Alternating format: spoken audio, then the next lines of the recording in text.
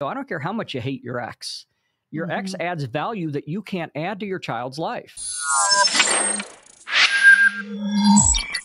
We were just speaking about the UNC shooting and how all of these students, kids, how they are full of themselves, or not just that, is what leads up to this. Obviously, different people are triggered different ways, but this is a perfect segue into you being here to talk about Senate Bill 35. And as you see behind Mark, he's with the Americans for Equal Shared Parenting.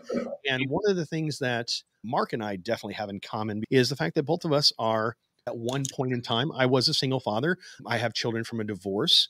And one of the things I was reading over SB 35 is that this bill is starting to really bring in the co-raising of parents. So back in the day, when I was a child, back in the 80s, it was very common for, if mom and dad got divorced, that mom, because moms have always been thought of as that loving, that nurturer, the nurturing parent, that only a mom can raise a child. And dad, unfortunately, got every Wednesday and every other weekend. When I got divorced, and you can jump in a moment to expand on this even more, when I got divorced, I fought tooth and nail just to get 50% with my kids. And the fact that we lived in two different areas, it was a large drive. So for a while there, until everything was said and done and finalized, I was delegated to a Wednesday and every other weekend, which one sucked because I love my kids, and there's a lot of parents that we love our kids. So Mark, welcome in this morning and everything. I tell you what, give me a little bit of, I was kind of reading the summary of Senate Bill 35, but give me the layman's terms of what you guys were able to succeed in getting this bill passed. Okay. Yeah. First, thanks for having me on to help raise awareness. This is an issue that a lot of times, until it happens to you, you're just not aware that it's even an issue. 13 years ago, if somebody would have told me there was a problem, I literally wouldn't have even listened until it happened to me.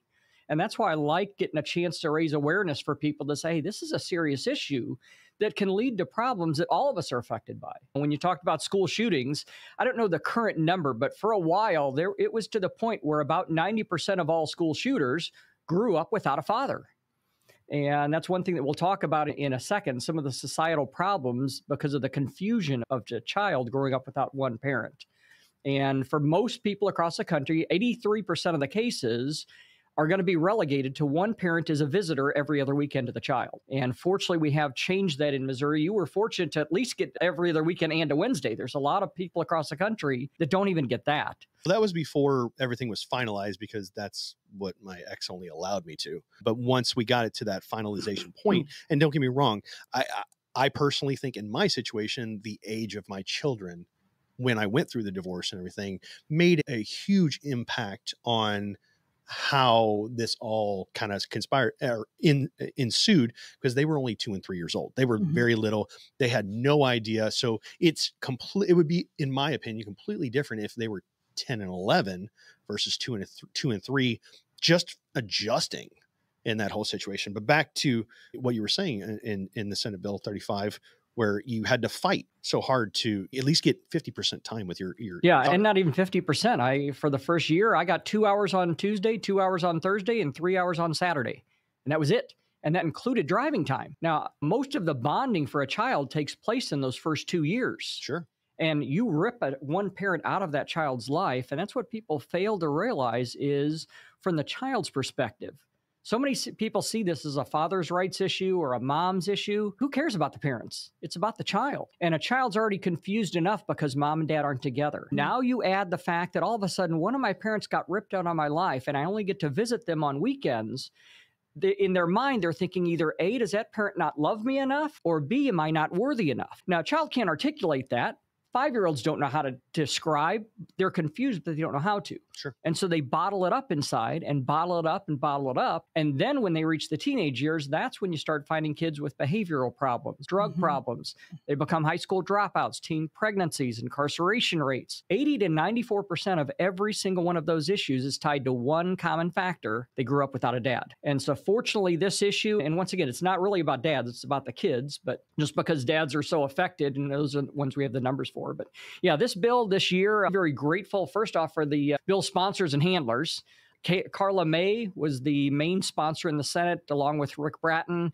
And then the House handler, Jim Murphy, who is my state rep, did a marvelous job of maneuvering that through the That's great. It's hard to maneuver through. Yes, it our is. legislature. But basically what it does, it starts with a rebuttable presumption of 50-50. What that means in common terms is the presumption is that a child is presumed to have equal access to both parents. The rebuttable part means that there are going to be situations where maybe you do have a situation where somebody doesn't want to be a parent or can't be a parent, or if somebody's a mass murderer, you don't want them being arrested. There are situations, but you don't start with a handicap of you have to prove why you should get 50-50. Instead, now you have to prove why you shouldn't get 50-50. So basically, when you walk in, the child is entitled to 50% with both parents. Exactly. So what this bill is saying is you now have to prove why the other parent should not. Exactly. Because in the past, the assumption in Missouri was one of you is going to be a visitor every other weekend. Now the presumption is, no, that child needs both parents. Definitely. Each parent has a strength and each parent has a weakness. Yeah. Now, there are situations where a parent dies or something where they can't have a parent. Sure. But in an ideal scenario, I don't care how much you hate your ex.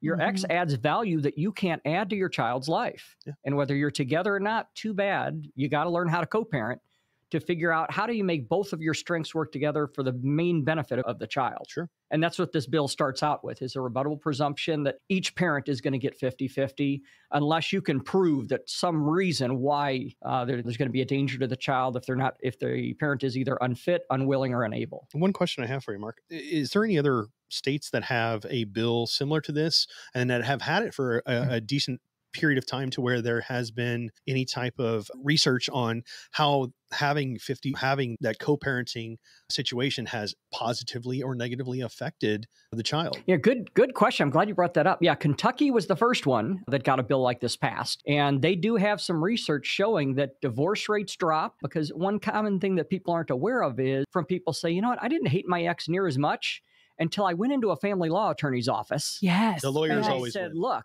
you're not going to get 50-50. So I need you to dig up dirt on why you're the better parent. There's no better parent, but when you're at the most vulnerable place of your relationship, you're trying to figure out, you're obviously not getting along. You're trying to figure out how to go your separate paths. And now you have an attorney riling you up to think of all the things that the other person did wrong. It's not a good way to start out a co-parenting relationship. Yeah, that is a really good point for people who are even thinking about going into a divorce. You really better hate them, or they're a very bad parent or whatever it is, because the lawyer is going to rile it up and make it so difficult, and it just makes everything harder. And what they found in Kentucky is they did some research and found out that the divorce rate in Kentucky dropped over the 2 years after this bill passed. Wow. And I have to believe it's because instead of being riled up, a lot of them reconciled and thought, you know what, we're both going to get 50-50. Let's figure out a way to make this thing work instead of being so riled up that you hate that person.